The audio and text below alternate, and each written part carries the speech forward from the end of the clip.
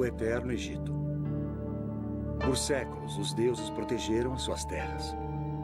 E então, Akenaton, o faraó rebelde, afastou-se dos deuses e abalou as fundações do país mais poderoso da terra, até que ele quase caiu. Akenaton era um fanático religioso ou era o presságio do Cristo?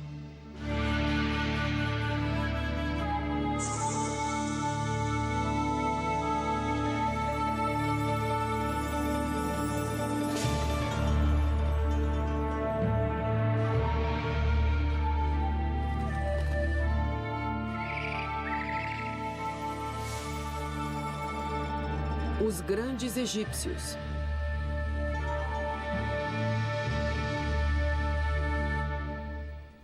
O faraó rebelde. As pirâmides e os templos do Egito parecem que vão perdurar para sempre.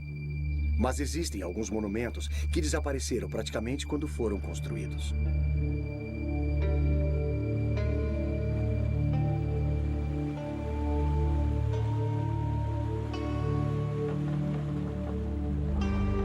A 322 quilômetros da pirâmide de Gizé está Amarna. Sob suas areias desérticas estão os restos de um dos locais mais enigmáticos do Egito. Coisas estranhas aconteceram aqui há 3.000 anos. Nasceu uma nova religião. Um faraó desfigurado morreu. E os egiptólogos ainda estão tentando descobrir o que aconteceu.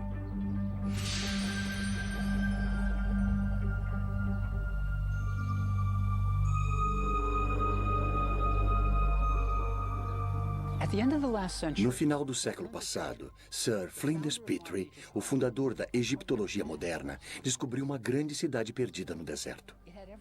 Ela tinha tudo o que ele esperava. Havia templos, palácios, ruas largas.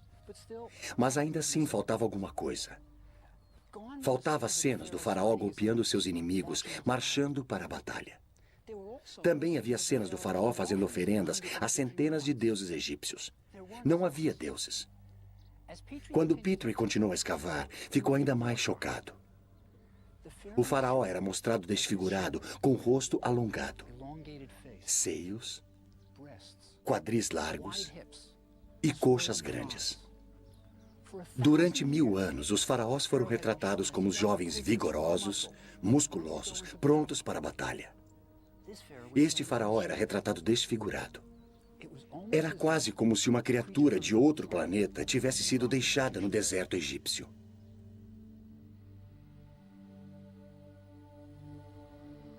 Então, o que aconteceu cerca de 1.300 anos antes do nascimento de Cristo?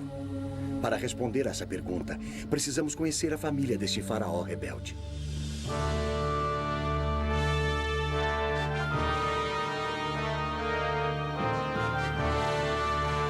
Era a época mais gloriosa do Egito. O Egito nunca tinha sido tão rico, poderoso ou estado mais certo de si. Ao longo de todo o Nilo, artífices construíam grandes templos para homenagear as centenas de deuses. Se agradassem aos deuses, o Egito prosperaria.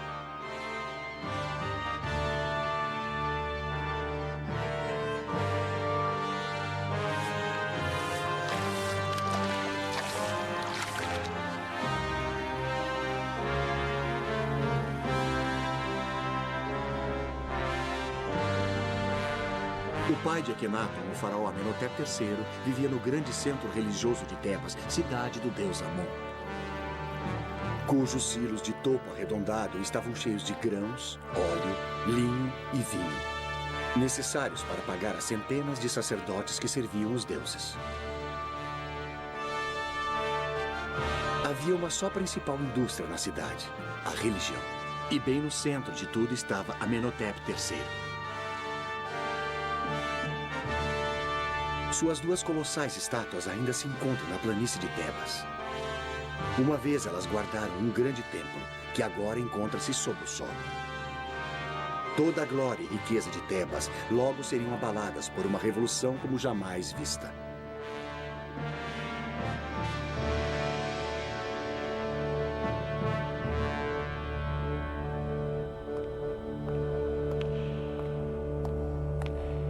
Amenhotep III comandava as coisas durante os anos de glória do Egito.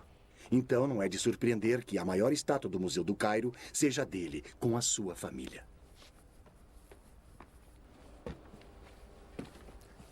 Ali está Amenhotep III, e ali está sua esposa, a Rainha Ti. Eles tinham 6 filhos, e o importante era como as crianças eram tratadas. 4 eram meninas. Ali está uma delas. A estátua é uma espécie de retrato de família, e todas as 4 filhas receberam títulos importantes. Também havia um filho, Tutmosis. Ele recebeu o título de alto sacerdote de Mênfis. E havia mais um filho chamado Amenhotep, em honra ao pai. Ele não está nesta estátua. Ele não está presente em nenhum registro real. Há um verdadeiro mistério aqui. Por que a família real ignorava completamente o seu filho mais novo? Mesmo durante a sua tenra infância, parecia haver algo de errado. Talvez ele fosse apenas uma criança estranha com ideias estranhas.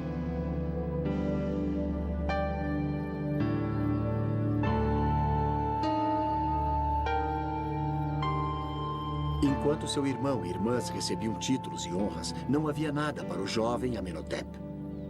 Quando o séquito real ia aos templos para fazer oferendas ao deus Amon e para comemorar os festivais, podemos imaginar o pequeno Amenhotep deixado para trás, sozinho no palácio. Até mesmo o deus Amon rejeitava o garoto.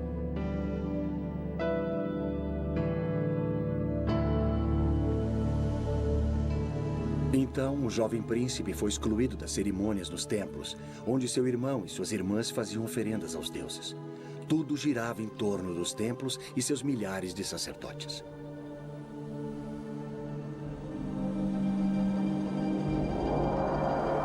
Os faraós orgulhosamente inscreviam nas paredes dos templos a quantidade de ouro, prata, gado e terras que davam para os deuses. Em um ano apenas, um faraó deu ao templo 51 quilos de ouro, 907 quilos de prata, 2.268 quilos de cobre, 25.000 jarras de vinho, incontáveis filões de pão, 300 medidas de linho fino e 12.000 acres de terras.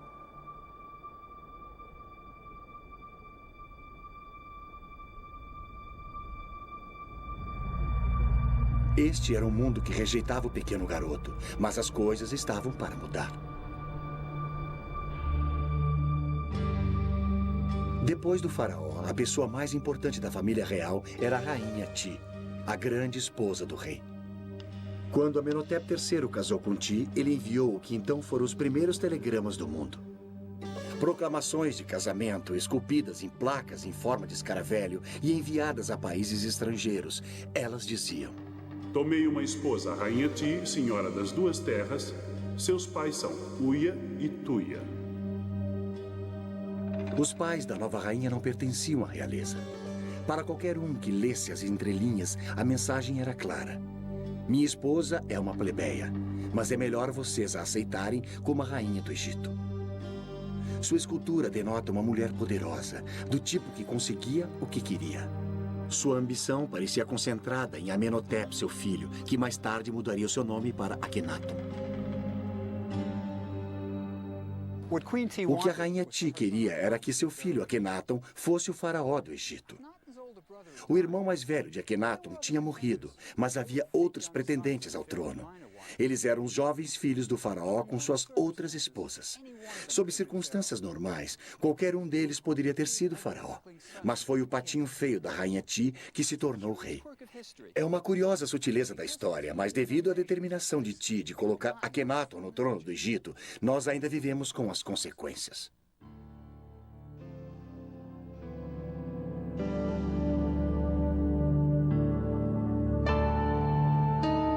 A múmia de Amenhotep III nos dá uma pista de como seu filho Akhenaton se tornou faraó. A múmia revela um homem velho, gordo e careca, com péssima saúde. Os dentes do faraó podem ter sido a causa do período mais estranho de toda a história egípcia. Eles estão em péssimas condições. Amenhotep III pode ter vivido com tamanha dor nos últimos anos de sua vida, que pode ter sido difícil ele executar os seus deveres de faraó.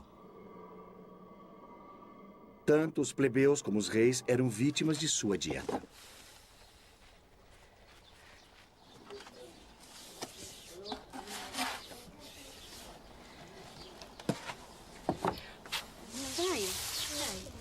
Todos os grãos do Egito eram moídos na pedra. Isso parece bastante saudável, certo? Errado.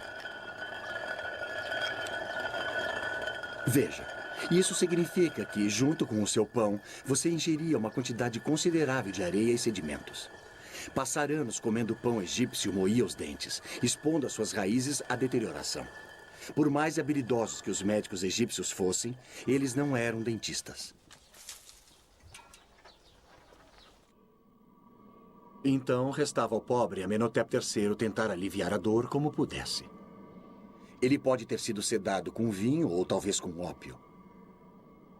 Se ele não estivesse em condições de tomar decisões, provavelmente seria fácil para a poderosa Rainha Ti escolher o seu filho adolescente para ser o próximo faraó.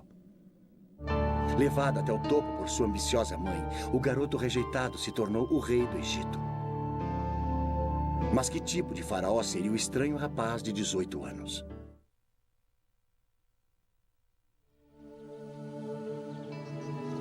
O nível de singularidade do novo faraó ficou claro nos primeiros anos do reinado de Akhenaton, quando ele começou a construir o seu próprio templo em Karnak, o centro religioso de Tebas.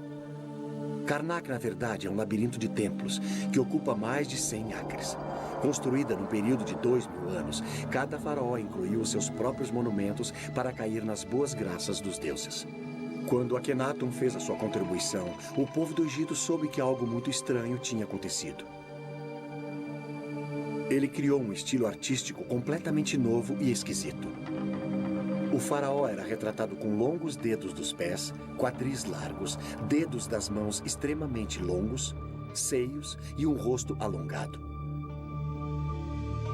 Nada parecido com isso já tinha sido visto num templo egípcio. Mas a esquisitice não terminava aí.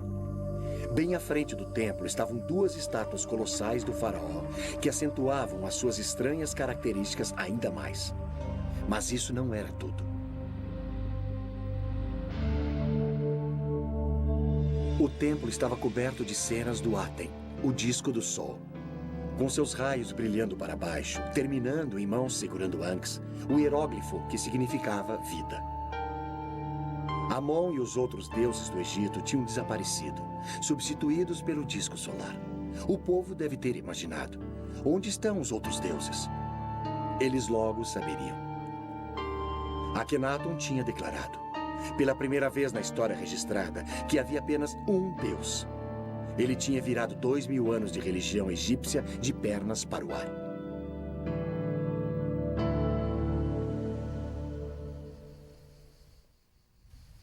No início deste século, escavadores encontraram uma grande quantidade de blocos esculpidos que tinham sido reutilizados como enchimento na construção de um projeto de um faraó posterior. Esses blocos tornaram-se conhecidos por Talot, derivado do número arábico moderno 3, pois todos os blocos mediam cerca de 3 palmos. Com o passar dos anos, os escavadores encontraram mais de 40 mil blocos, mas faltavam tantos pedaços que ninguém conseguia reconstruir os templos. Os blocos foram mantidos guardados para o dia em que aparecesse alguém que pudesse dar algum sentido a eles. Em 1965, Ray Winfield Smith, um homem de negócios norte-americano, concebeu o plano de criar em papel o que não pôde ser montado em pedra. 0127 14606. Sua ideia era fotografar todo e cada bloco, mesmo aqueles que foram parar nas coleções particulares e nos museus em todo o mundo. As fotografias se tornaram peças de um quebra-cabeças gigante. E com a ajuda de um computador, a equipe de Smith reconstruiu os templos no papel. Primeiro, eles numeraram cada bloco. Depois, o número e a descrição de cada bloco foi colocado no computador. Em 1965, isso era altíssima tecnologia. Se um pedaço tivesse a cabeça de um faraó, olhando para a esquerda e terminando no pescoço, o computador procurava pelos blocos que tivessem o corpo de um rei que começasse no pescoço. Quando o computador encontrou os blocos que eram possíveis combinações, Smith pegava as fotografias e as juntava para ver se encaixavam. Quando faltava um bloco, um artista completava a cena que faltava. O projeto continuou por 6 anos. A reconstrução feita pelo computador ajudou os egiptólogos a descobrirem o que estava acontecendo. O garoto que fora posto de lado agora estava no comando. Como faraó, Akhenaton não podia mais ser excluído dos festivais religiosos. E havia muitos deles. Durante o festival de Opet, as estátuas dos 3 principais deuses de Tebas, Amon, Mut e Hansu, eram carregadas do templo de Karnak até o templo de Luxor. A ocasião requeria muitos dias de danças, cantoria e festas. Eu frequentemente imagino por que Akhenaton mudou tudo. Ele era o rei do Egito, por que balançar o barco? Mas se estivermos certos a respeito dele ser uma criança rejeitada, isso explicaria tudo. Ele era como a Cinderela. Quando seu irmão e irmãs iam aos festivais religiosos, ele era deixado em casa. E vejam o que ele estava perdendo. O maior espetáculo da Terra.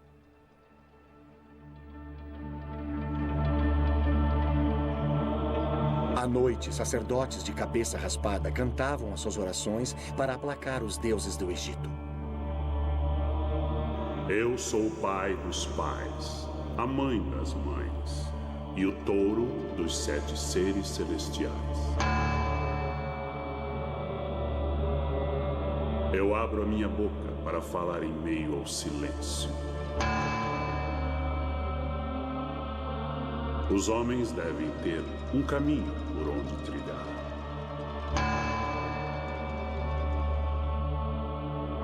Estas eram cerimônias maravilhosas, e o jovem Akhenaton as estava perdendo. Mas há um final feliz, pelo menos por agora. Akhenaton se torna rei do Egito, e com o seu poder, ele pode acertar tudo. Ele rejeitará os deuses de Tebas. Não eram mesmos os seus deuses. E ele terá o seu próprio deus particular, que o ama, o Aten. E ele abraçará sua nova religião e o seu novo deus, e deixará Tebas, e todo o seu sofrimento da infância. Ele fundará um novo mundo. A única questão é, onde?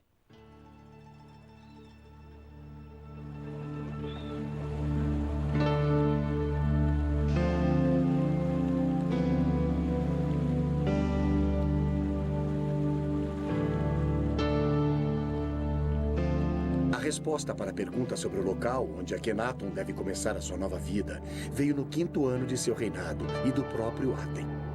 Enquanto Akhenaton viajava, através de uma desolada extensão do deserto no meio do Egito, cerca de 290 quilômetros ao norte de Tebas, o sol nasceu no horizonte e parecia que se deitava no desfiladeiro nas montanhas próximas. O hieróglifo, que significa horizonte, era o sol se deitando no desfiladeiro de uma montanha. O horizonte significava o início e o fim. Este era o sinal de que Akhenaton precisava para construir o seu campo dos sonhos. O Aten tinha aparecido para ele e disse-lhe que construísse a sua cidade no deserto inabitado. Ele a chamou de Akhenaton, o horizonte do Aten. Akhenaton mandou esculpir marcadores de fronteira à volta de sua cidade, relatando sua visão mística. Sua Majestade apareceu em sua grande biga de Electra, como o Aten, quando se eleva no horizonte. Foi o Aten, meu pai, que me disse para construir a cidade. Nenhum burocrata jamais me aconselhou a construir nesse local deserto. Depois de ter recebido a revelação para construir a sua cidade, Akhenaton liderou um pequeno grupo de seus seguidores saindo de Tebas e indo para a árida região desértica que o Aten tinha escolhido, um lugar agora chamado de Amarna. Akhenaton era líder de uma seita e esta seria a sua comuna. Num dos marcadores de fronteira, ele reuniu os fiéis e, enquanto observava as desoladas planícies onde seria construída a nova cidade, ele realizou um culto de adoração. Akhenaton não estava mais sozinho. Agora ele estava casado com Nefertiti, uma das mulheres mais lindas da história. Agora ele tinha sua própria família, 2 filhas e mais 4 por vir. O garoto rejeitado tinha percorrido um longo caminho. Devia haver uma incrível sensação de emoção na nova cidade. Eles eram pioneiros numa admirável nova religião e o faraó era o seu líder. Uma sensação como essa só ocorreria novamente na era cristã. Era uma virada na história do mundo. E Akhenaton era o pivô dessa história. Mas o resto do Egito aceitaria a nova religião do faraó?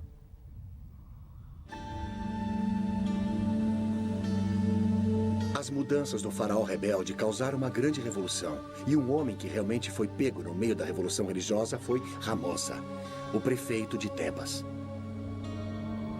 Ramosa tinha completado 2 paredes de sua tumba, retratando a ele, sua linda esposa e a família, no velho estilo tradicional. Todos estavam perfeitos, com cada mecha em seu devido lugar, da maneira que eles queriam por toda a eternidade. E então Akhenaton mudou tudo.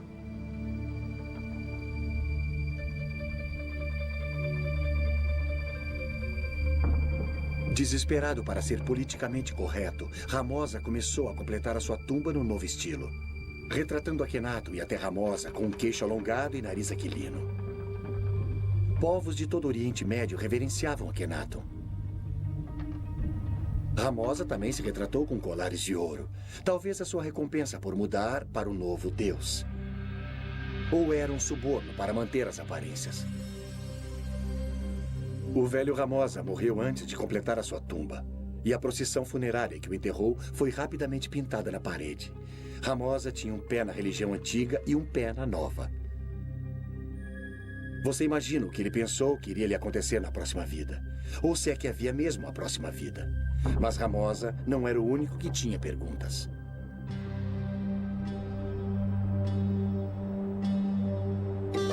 A mesma pergunta estava sendo feita pelos sacerdotes. O que será de nós? Se existe apenas um deus, o Aten, o que acontecerá aos grandiosos templos de Amon em Tebas? Se o faraó não acredita mais nos deuses, o que acontecerá aos milhares de sacerdotes?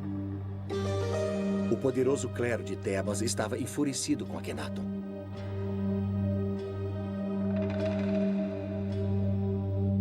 O faraó rebelde tinha declarado seus deuses extintos, tinha desertado da capital religiosa do Egito e jurou nunca mais voltar.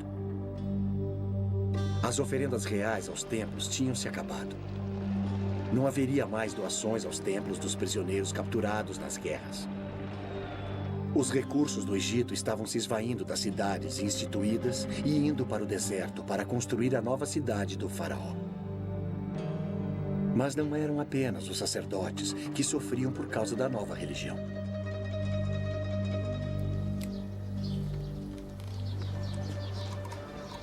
Pense em todas as indústrias que dependiam da velha religião. Os egípcios usavam amuletos, pequenas imagens dos deuses como proteção. Não mais. Os fabricantes de amuletos egípcios que esculpiam escaravelhos, pequenos besouros com as imagens dos deuses e os nomes dos reis, faliram. Os habilidosos escultores de madeira que faziam as estátuas dos deuses que adornavam as casas egípcias estavam sem trabalho. O que Akhenaton estava fazendo? Este é o livro dos mortos. Olha aqui. Lá está o falecido.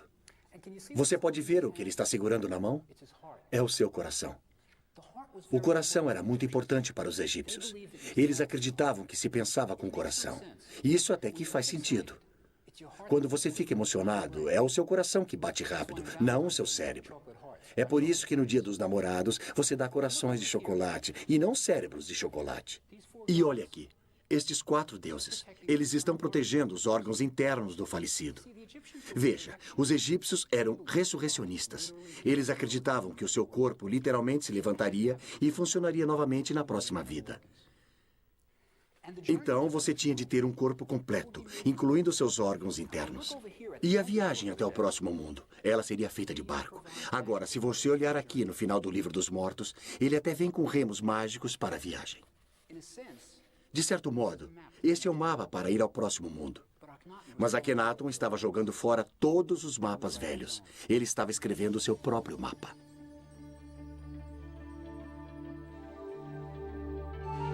Antes de Akhenaton, as paredes das tumbas egípcias retratavam um próximo mundo muito parecido com este.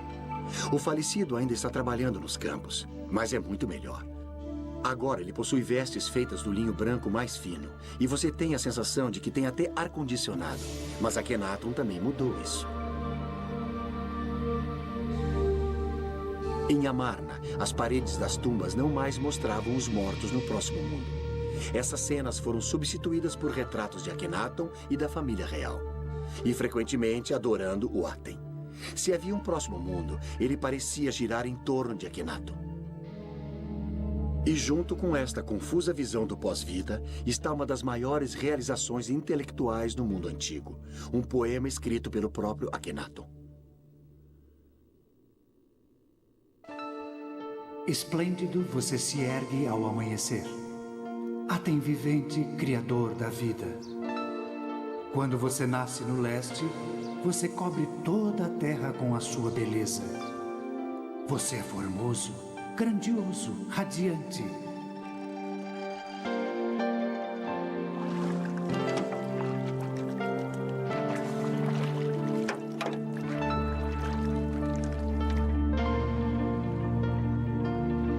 Quando você se põe no oeste, a terra fica na escuridão, como na morte.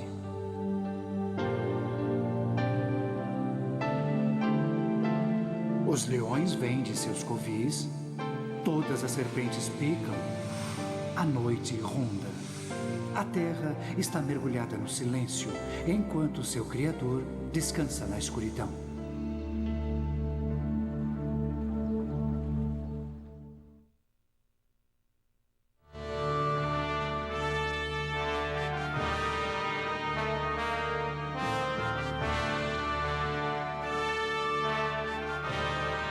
A religião não foi a única coisa que Akhenaton mudou. 1000 anos de arte foram jogados fora.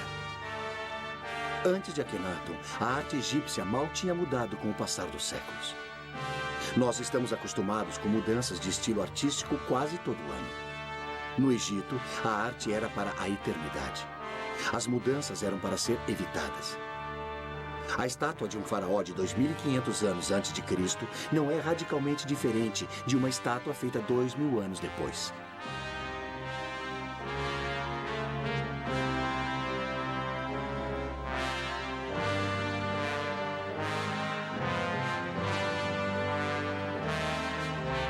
Nada mais de corpos musculosos idealizados. Akhenaton é mostrado com suas verrugas e tudo mais. O slogan da era de Akhenaton era "Vivendo na Verdade". Se o faraó fosse deformado, que fosse mostrado dessa maneira. Nem mesmo a linda Nefertiti estava isenta da nova política da verdade na arte. O famoso busto de Nefertiti é um símbolo de beleza em todo o mundo. Mas enquanto amadurecida, até ela foi retratada com uma má postura e um corpo envelhecido.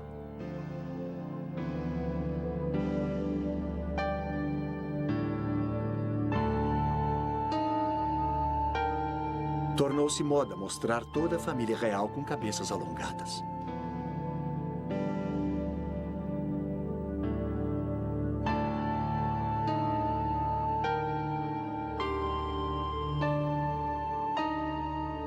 A nova arte não era libertadora apenas para Akhenaton, mas dava aos artistas de Amarna uma nova liberdade.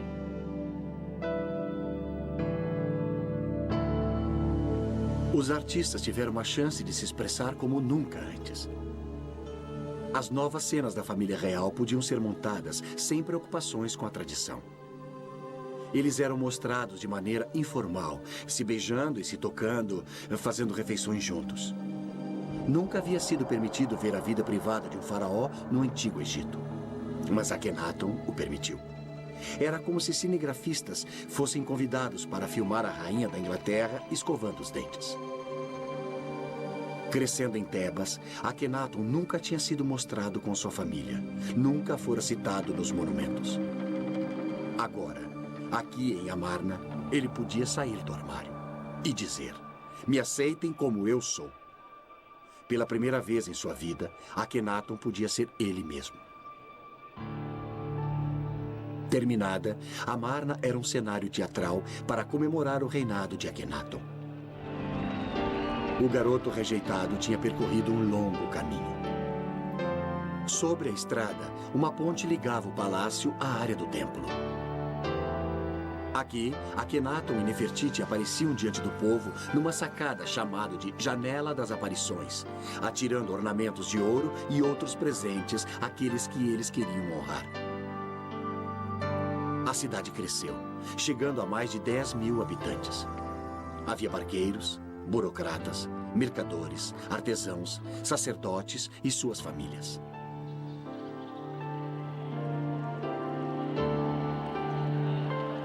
Eles deviam estar incrivelmente animados com as suas novas vidas, novas casas, novos inícios. Era como a Era de Aquário. Akhenaton estava tentando criar uma utopia, mas nem todos estavam felizes. O faraó divertia-se no calor do sol. Mas alguns enviados estrangeiros que foram à sua corte voltaram para casa com queimaduras causadas pelo sol. Um rei da Síria escreveu a Akhenaton: "Por que os meus mensageiros têm de ficar sob o sol escaldante? Eles irão morrer ao sol. Se faz bem ao rei ficar ao sol, que ele fique lá e morra ao sol."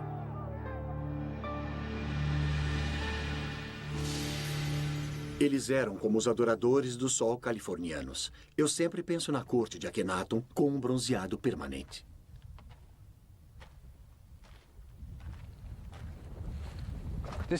Foi ali que tudo aconteceu. Akhenaton realmente andou por esta rua e um de seus seguidores viveu nesta casa. Akhenaton provavelmente o recompensou com presentes de ouro. Ele queria que seus seguidores ficassem felizes. Veja, Akhenaton era como um filho de hippies dos anos 60. Ele queria que todos fossem felizes, que tudo fosse lindo, que todos amassem uns aos outros. Infelizmente, o mundo não funciona assim. Akhenaton tinha ficado isolado por tempo demais. Ele não entendia as pessoas. Ele tinha criado uma religião linda e idealista, muito adiante de seu tempo. Mas o povo simplesmente não entendeu. Eles estavam acostumados aos deuses que podiam ver, esculpidos da rocha. Deuses com lindos corpos de homens e mulheres e cabeças de animais.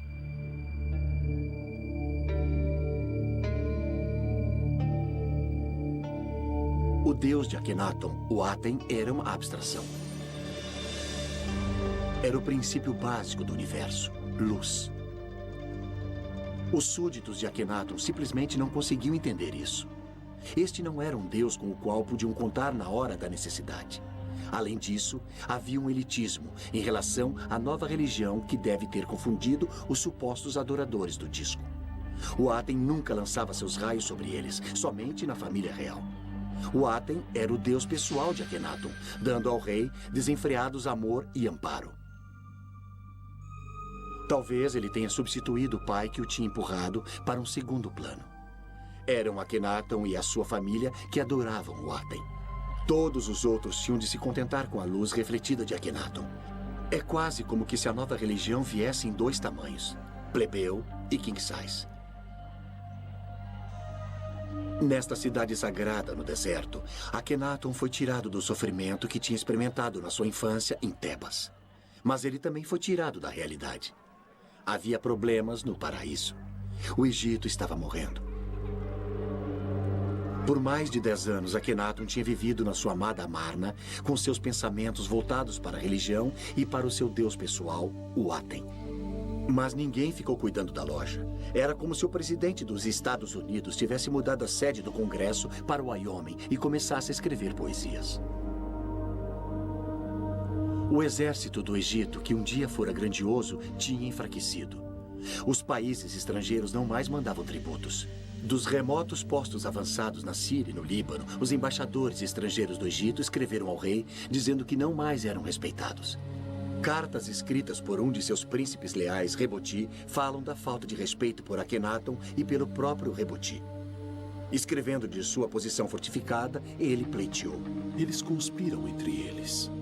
E assim sendo, receio não haver quem possa me resgatar de suas mãos. Como um pássaro preso na rede, eu me encontro.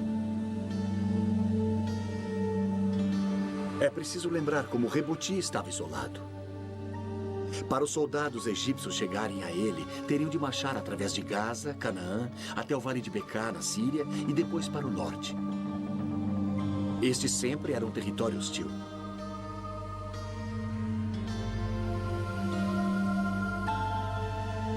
Hoje, ainda se pode ver fortes dos cruzados, construídos 2000 anos depois, remanescentes das batalhas medievais travadas lá. Era dali que Reboti estava escrevendo. Se o exército egípcio não o salvasse, ninguém o salvaria. Reboti escreveu repetidas vezes, falando a Akhenaton sobre a posição enfraquecida dos egípcios e pedindo reforços. Sua última carta não foi respondida. A dominação egípcia sobre o Oriente Próximo tinha lhe escapado, e Akhenaton parecia não saber ou não se importar.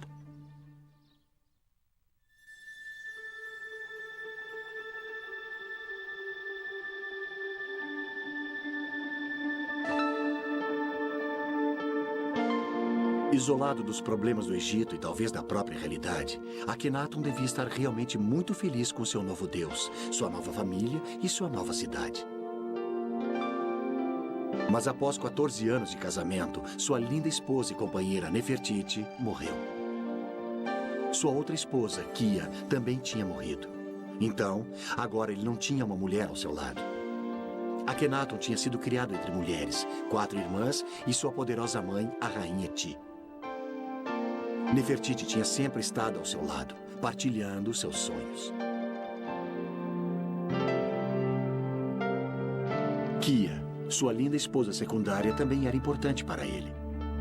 Ela até tinha o seu próprio templo. Agora, as 2 esposas estavam mortas. Akhenaton estava sozinho novamente. O grande experimento no deserto estava quase acabado. No 17º ano de seu reinado, com pouco mais de 30 anos, Akhenaton morre e desaparece da história. Algum dia saberemos o que realmente aconteceu em Amarna? Akhenaton realmente se parecia com as suas estátuas? Muitos acreditam que a única maneira de sabermos será com a descoberta da múmia de Akhenaton. É exatamente isso que alguns egiptólogos acham que aconteceu em janeiro de 1907. De todas as múmias reais descobertas, nenhuma causou mais controvérsia do que aquela encontrada na tumba 55 do Vale dos Reis. No início do século, Theodore Davis, um rico americano que fazia escavações no Egito, descobriu uma tumba onde um sepultamento da época de Amarna tinha sido realizado. Essa tumba claramente não fora concluída e o sepultamento fora apressado. Painéis de madeira dourada estavam deitados no chão e contra a parede. Elas traziam a imagem danificada de Akhenaton adorando o disco solar e o nome da rainha Ti.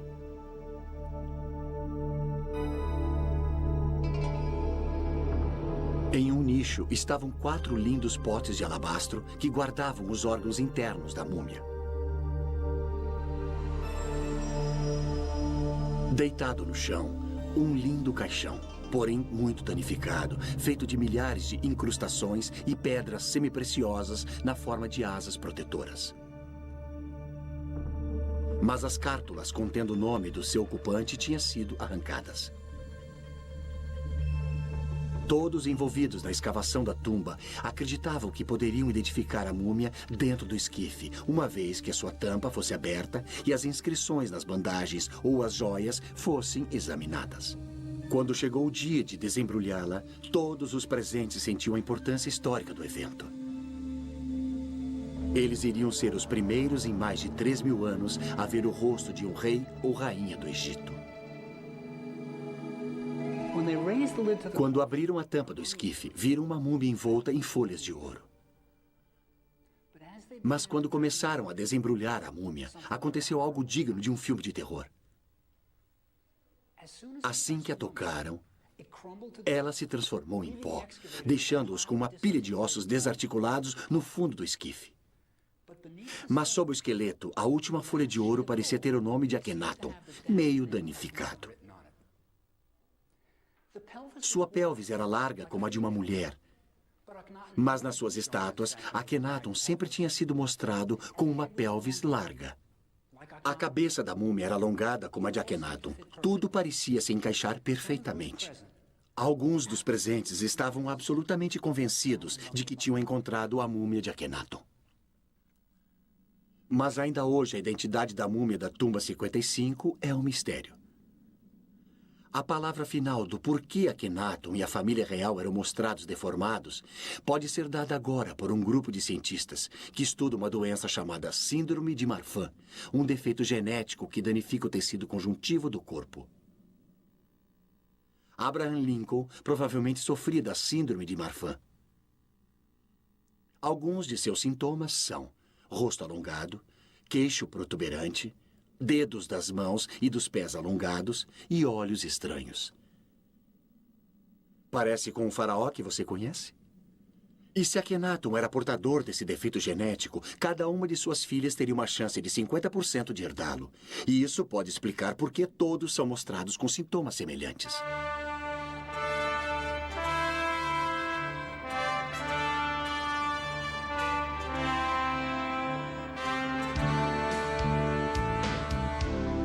Fiquei extasiado ao descobrir que na minha própria cidade estavam realizando pesquisas sobre a síndrome de Marfan no New York Hospital.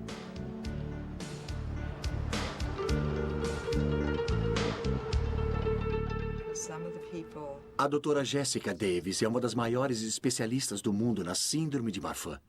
Aqui está o nosso paciente. Eu sei, eu reconheço o seu perfil. E ali estão as características que sugerem que era portador da síndrome. E se esse cara entrasse no seu consultório? Eu acho que a coisa mais sugestiva aqui é só o rosto alongado, o rosto longo e fino.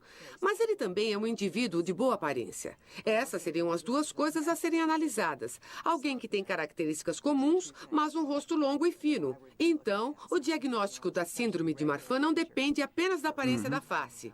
Porém, eu acho muito importante dizer que as pessoas que realmente têm a síndrome de Marfan têm características faciais normais. No entanto, elas têm uma aparência gótica e mais clássica. Agora, as mãos alongadas eram típicas da arte desse período. E deixa eu mostrar uma coisa que é um grande exagero. Agora, essa é uma mão que não parece nada natural. O jeito que o dedo fica. Esses dedos excessivamente longos são característicos da síndrome ou... Esse dedo muito fino certamente poderia sugerir que há uma disfunção nos tecidos conectivos, como estes dedos muito longos. E o que você pode ver aqui é que está um pouco deslocado, parece flexível. Agora, deixa eu lhe mostrar um pé. Antes de mais nada, esses são membros muito finos. A mão e o braço são sugestivos. O tornozelo certamente é sugestivo. E este é um pé muito longo e elegante com dedos longos. Quero dizer, é algo que mediríamos no diagnóstico clínico de um portador da síndrome de Marfan.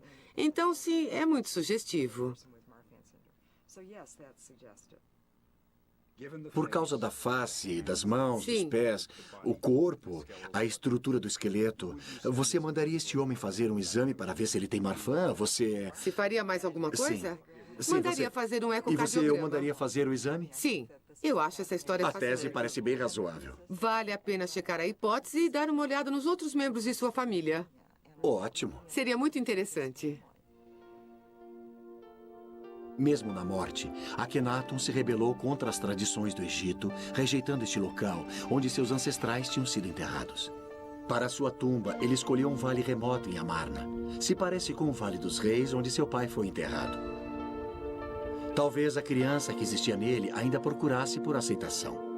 Em sua tumba, o mais original pensador religioso que o mundo antigo já tinha visto foi colocado para descansar. Ele tinha vislumbrado o monoteísmo de Moisés e a tranquilidade e a esperança de Cristo bem antes que o povo do Antigo Egito fosse capaz de aceitá-lo. Logo após a sua morte, os seus seguidores de Amarna, incapazes de compreender o que o seu faraó pregava, abandonaram a cidade e voltaram a Tebas e aos deuses familiares. O nome de Akhenaton, rotulado como herege, seria apagado dos monumentos do Egito. Seu filho, um jovem faraó chamado Tutankhamon, é que o mundo todo conheceria. A ousada experiência no deserto tinha terminado.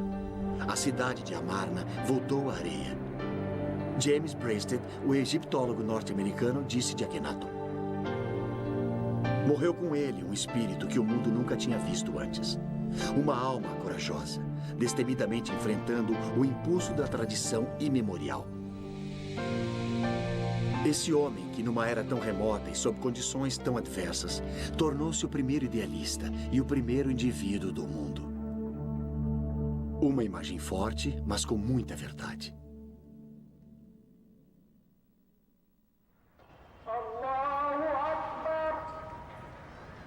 Há 3.000 anos, Akhenaton, o faraó rebelde, insultou os habitantes do Vale do Nilo, pregando a existência de um único Deus. Mas menos de 100 anos após a morte de Akhenaton, Moisés pregaria um só Deus, o monoteísmo, nas margens do Nilo aos israelitas. Hoje, milhares de egípcios ouvem os muezins e mesquitas afirmarem que existe um Deus apenas, e Alá é o seu nome. A ideia de um Deus único, uma vez a crença radical de um herege isolado, agora é adotada por muçulmanos, cristãos e judeus em todo o mundo. A visão de Akhenaton continua a viver.